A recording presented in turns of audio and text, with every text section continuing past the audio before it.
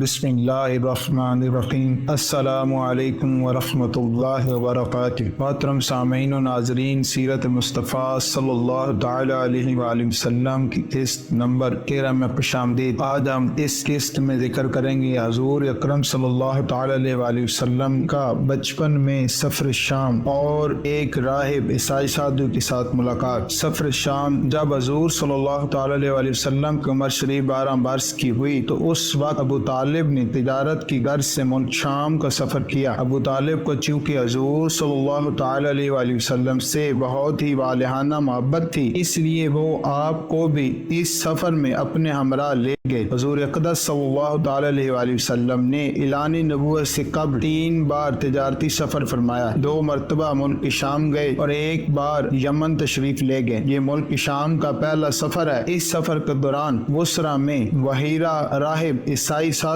کے پاس آپ صلی اللہ تعالی علیہ وآلہ وسلم کا قیام ہوا۔ اس نے تورات و انجیل میں بیان کی ہوئی نبی آخر الزمان کی نشانیوں سے آپ صلی اللہ تعالی علیہ وآلہ وسلم کو دیکھتے ہی پہچان لیا اور بہت عقیدت اور احترام کے ساتھ اس نے آپ کے قافلے والوں کی دعوت کی اور ابو طالب سے کہا کہ یہ سارے جہاں کے سردار اور رب العالمین کے رسول ہیں جن کو خدا عز و جل نے رحمت للعالمین بنا کر بھیجا ہے۔ میں نے دیکھا ہے کہ شجر و حجران کو سجدے کرتے ہوئے اور ابر ان پر سایہ کرتا ہے اور ان کے دونوں شانوں کے درمیان مہر نبوت ہے، اس لیے تمہارا اور ان کے حق میں یہی بہتر ہوگا کہ اب تم ان کو لے کر آگے نہ جاؤ اور اپنا مال تجارت یہیں فروخت کر کے بہت جلد مکہ چلے جاؤ، کیونکہ ملک شام میں یہودی لوگ ان کے بہت بڑے دشمن ہیں۔ وہاں پہنچتے ہی وہ لوگ ان کو شہید کر ڈالیں گے۔ وحیرہ راہب کے کہنے پر ابو طالب کو خطرہ محسوس ہونے لگا، چنانچہ انہوں نے وہیں اپنا تجارتی مال فروخت کر دیا اور بہت جلد حضور اکرم صلی اللہ تعالی علیہ وآلہ وسلم کو اپنے ساتھ لے کر